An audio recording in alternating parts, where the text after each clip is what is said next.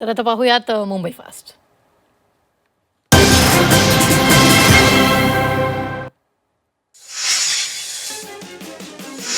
80व्या स्वातंत्र्य दिनानिमित्त पंतप्रधान नरेंद्र मोदी यांनी देशाला संबोधित केले. 2047 सालापर्यंत भारताला विकसित भारत बनण्याचं त्यांनी उद्दिष्ट ठेवलं असून त्याकरिता स्वप्न, सामर्थ्य आणि संकल्पनांवर सर्वाधिक भर दिला आहे. पंतप्रधान मोदींनी विद्यार्थ्यांसाठी मोठी घोषणा केली. स्पर्धा परीक्षांसाठी मोफत कोचिंग क्लासची सुविधा उपलब्ध केली जाणार आहे. तसं पंतप्रधान मोदी म्हणाले, डिजिटल माध्यमातून फ्री कोचिंगचं नेटवर्क उभं करण्याची घोषणा मोदींनी केली. सोबतच 1 कोटी तरुणांना एआयचं प्रशिक्षण देणार असल्याची मोठी घोषणा मोदींनी केली. तरुण देशाचं डेमोग्राफिक डिव्हिडंड आहे. त्यांना योग्य दिशा न दाखवल्यास ते समाजावर ओझं होऊ शकतात, असं वक्तव्य मोहन भागवत यांनी.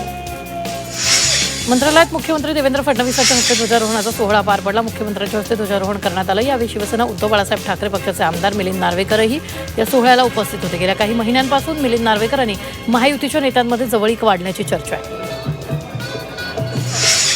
ठाण्यात उपमुख्यमंत्री एकनाथ शिंदेंच्या हस्ते ध्वजारोहण करण्यात आलं. यावेळी ध्वजारोहणाला खासदार नरेश म्हस्के, आमदार रवींद्र फाटक तसंच नागरिकांची मोठी गर्दी होती. भाजपच्या तिरंगा यात्रेत मंत्री गिरीश महाजन यांचा भन्नाट डान्स झाला. यावेळी त्यांच्यासोबत माजी मंत्री भागवत कराड तसंच माजी आमदार संजय केणेकर यांनी ठिका धरला. मुख्यमंत्री देवेंद्र फडणवीस यांचं भाषण झाल्यानंतर इस देश का यारो क्या कहना हे गाणं लावण्यात आलं. गाण्यावर गिरीश महाजनांनी डान्स केला. नवी मुंबई महापालिका मुख्यालयाला भारताच्या 80व्या स्वातंत्र्य दिनानिमित्त आकर्षक तिरंगी विद्युत रोषणाई करण्यात आली. पाम बीच मार्गावरील मुख्यालय तिरंगी रंगात झळाळून निघालं असून हे दृश्य पाहण्यासाठी आणि कॅमेऱ्यात कैद करण्यासाठी नागरिकांची गर्दी होते. बदलापुरात स्वातंत्र्य दिनाचं औचित्य साधून शिवसेनेच्या वतीनं वर्ष मॅरेथॉन स्पर्धेचं आयोजन करण्यात आलं. या स्पर्धेत जवळपास 12,000 खेळाडूंनी सहभाग घेतला. विजयी स्पर्धकांना मेडल आणि रोख पारितोषिकं देऊन त्यांचा सन्मान करण्यात आला. गोरेगाव ते अंधारी दरम्यान देशाच्या 80व्या स्वातंत्र्य दिनानिमित्त भव्य बाईक रॅली आयोजित करण्यात आली. या रॅलीत देशभक्तीपर घोषणा देत आणि तिरंगा हातात घेत मोठ्या संख्येनं नागरिक, कार्यकर्ते, शिवसेना शिंदे पक्षाचे संजय निरुपम यांनी सहभाग घेतला. पवईच्या IIT बॉम्बे इथे स्वातंत्र्य दिन मोठा उत्साह साजरा करण्यात आला. यावेळी विद्यार्थ्यांनी 1000 फूट लांबीचा भव्य तिरंगा हातात घेऊन IIT परिसरात देशभक्तीपर घोषणा दिल्या. या उपक्रमामुळे संपूर्ण परिसरात देशभक्तिमय वातावरण निर्माण झालं. देशाच्या 80व्या स्वातंत्र्य दिनानिमित्त खासदार श्रीकांत शिंदेंकडून डोंबिवलीत विश्वविक्रम तिरंगा रॅलीचं आयोजन करण्यात आलं. यावेळी 15,000 विद्यार्थी, हजारो नागरिकांचा सहभाग होता. महिला आरक्षण विधेयकासाठी जनगणना गरजेची आहे. याआधी विरोधकांनी मान्यता न दिल्यानं विधेयक पडलं. मात्र आता विरोधकांनी सहकार्य करावं असं मुख्यमंत्री फडणवीस म्हणाले. तर विरोधकांचं खायचं दात वेगळे आणि दाखवायचं दात वेगळे असल्याची टीका फडणवीसांनी केली. यावर आदित्य ठाकरेंनी पलटवार केला. पंतप्रधान मोदींनी देशाला संबोधित करताना युवा शक्तीचा आभार मानले. यावरून संजय राऊतांनी जोरदार टोला लगावला. या देश कायमचं युवा शक्तीच्या माध्यमातून पुढे गेला. यामुळे ज्यांचं वय 75 झालंय त्यांनी सत्ता त्याग करून युवा शक्तीच्या हाती सत्ता द्यावी असा टोला ठाकरे गटाचे खासदार संजय राऊतांनी मोदींना लगावला. आमदार संदीप क्षीरसागर यांनी पालकमंत्री सुनेत्रा पवारांच्या कारभारावर नाराजी व्यक्त केली. डीपीडीसीच्या निधीत घोळ झाल्याचा आरोप करत विकास कामांसाठी निधी मिळत नसल्याची नाराजी त्यांनी व्यक्त केली. यासह ध्वजारोहण सोहळ्यासाठी निमंत्रण न दिल्यानं नाराज असल्याचं सुद्धा क्षीरसागरांनी सांगितलं. गोपीनाथ मुंडे कमळातच जन्मले आणि कमळातच विसावले अशी प्रतिक्रिया पंकजा मुंडेंनी दिली. गोपीनाथ मुंडे काँग्रेसमध्ये येणार होते असा दावा पृथ्वीराज चव्हाणांनी केल्यानंतर त्यावर बोलताना पंकजा मुंडेंनी ही प्रतिक्रिया दिली. तुम्ही मंत्री काय, मी मंत्री काय असं म्हणत धनंजय मुंडेंनी पंकजा मुंडेंना मिश्किल टोला लगावलाय.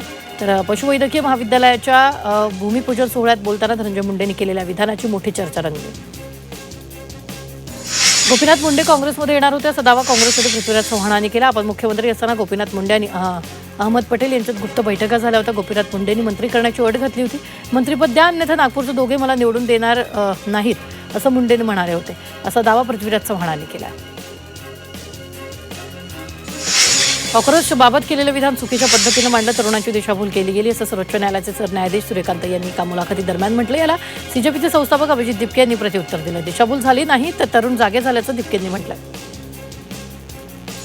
मुंब्राचं नाव बदलून मुंब्रा देवी करणार असं नितेश राणेंनी म्हटलंय. कावड यात्रेनिमित्त मंत्री नितेश राणे उद्या मुंब्रा शहरात येणार आहेत. या कार्यक्रमाच्या निमंत्रण पत्रिकेवर मुंब्राऐवजी मुंब्रा देवी असा उल्लेख करण्यात आला. दरम्यान यावरून जितेंद्र आव्हाड यांनी नितेश राणेंना चिमटा काढला. मुंब्रा देवीच्या नावावरून शहराचं मुंब्रा असं नाव पडले असं सुद्धा त्यांनी म्हटलेलं आहे.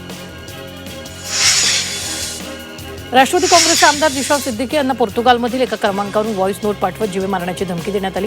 2 दिवसांपूर्वी परदेशात असताना त्यांच्या मोबाईलवर ही धमकीची व्हॉइस नोट आली. यानंतर शुक्रवारी जिशान सिद्दीकी यांनी वांद्रे पोलीस ठाण्यात धाव घेत तक्रार दाखल केली. आमदार जिशान सिद्दीकी यांना जीवे मारण्याची धमकी देण्यात आली होती. याची मुख्यमंत्री देवेंद्र फडणवीस यांनी दखल घेतली. आवश्यक सुरक्षा देण्याबाबत सूचना दिल्याचं मुख्यमंत्री म्हणाले. बाबा सिद्दीकी यांची काही बांद्रा परिसरात गोळ्या झाडून हत्या करण्यात आली. या हत्येने मुंबईत खळबळ उडाली होती. भिवंडी तालुक्यातील कोणगाव ग्रामपंचायतीच्या उपसरपंच निवडणुकीवरून मोठा गोंधळ झाला. अनिकेत म्हात्रे यांना 9 तर रजनी नाईक यांना 7 मतं मिळाल्यानं म्हात्रे विजयी घोषित झाले. मात्र चेरोबा पॅनलनं निवडणूक प्रक्रिया आणि मतमोजणीवर आक्षेप घेत आंदोलनं केली. तणावाची परिस्थिती पाहता ग्रामपंचायत परिसरात पोलिसांचा कडेकोट बंदोबस्त तैनात करण्यात आला. मुंबई उच्च न्यायालयानं 6 फूट किंवा त्यापेक्षा मोठ्या पीओपी गणेश मूर्तींचं समुद्र, नदी, तलाव अशा नैसर्गिक जलस्रोतांमध्ये विसर्जन करण्यासंदर्भातील निर्णय राखून ठेवला. अंतिम निकालापर्यंत 9 जून 2025चा अंतरिम आदेश कायम राहणार असून न्यायालयाच्या परवानगीशिवाय पीओपी मूर्तीचं विसर्जन करता येणार नाही. मुंबई उच्च न्यायालयानं भटक्या कुत्र्याची संख्या रोखण्यासाठी त्यांना पकडण्यापेक्षा निर्विजीकरणावर भर देण्याचा सल्ला राज्य सरकारला दिला. कुत्र्याची संख्या वाढत राहिल्यास समस्या कायम राहतील असं न्यायालयानं नमूद केलं.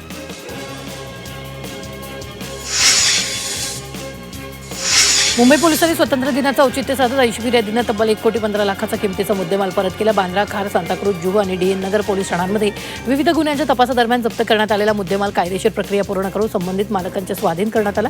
त्यामुळे 80 कुटुंबांना मोठा दिलासा मिळाला. पालघरच्या जव्हारमधील प्रसिद्ध असलेला दाभोसा धबधबा इथं तयार करण्यात आलेल्या काचेच्या पुलाचा शुभारंभ मंत्री गणेश नाईक यांच्या हस्ते पार पडला. हा पूल सध्या पर्यटकांच्या आकर्षणाचा केंद्रबिंदू ठरतो. काचेच्या तयार करण्यात आलेल्या या पुलामुळे या ठिकाणी पर्यटन वाढून स्थानिकांना रोजगार मिळेल असा विश्वास यावेळी मंत्री गणेश नाईक यांच्याकडून व्यक्त करण्यात आला. मुंबईतील सह्याद्री अतिथीगृह इथं मुख्यमंत्री देवेंद्र फडणवीसांच्या हस्ते DBT 2.0 अंतर्गत 29 नवीन योजनांचा शुभारंभ करण्यात आला. राज्यातील नागरिकांना विविध वैयक्तिक योजनांचा लाभ अधिक सुलभ, पारदर्शक आणि प्रभावी पद्धतीने मिळावा यासाठी DBT पोर्टलवर नव्याने 29 योजनांचं लोकार्पण झालं. इंधन आणि खाद्यपदार्थांच्या किमती कमी झाल्यानं जुलैमध्ये घाऊक महागाई दर किंचित घटून 9.78% आला. जूनमध्ये हा दर 9.87% होता. इंधन आणि ऊर्जा क्षेत्रातील महागाई 27.41% वरून 20.5% आली.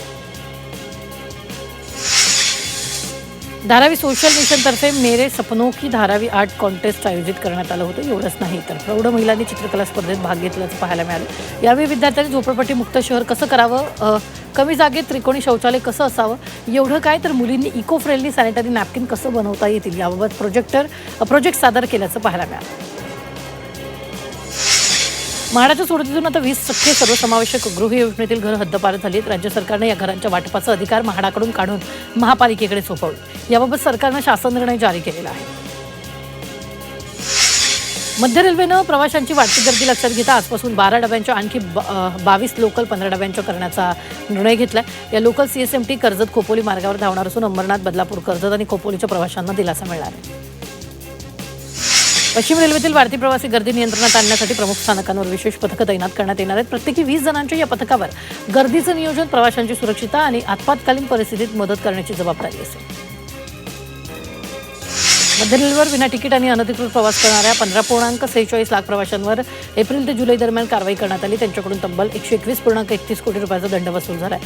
गेल्या वर्षीच्या तुलनेत दंडवसुली 40% वाढ झालेली आहे.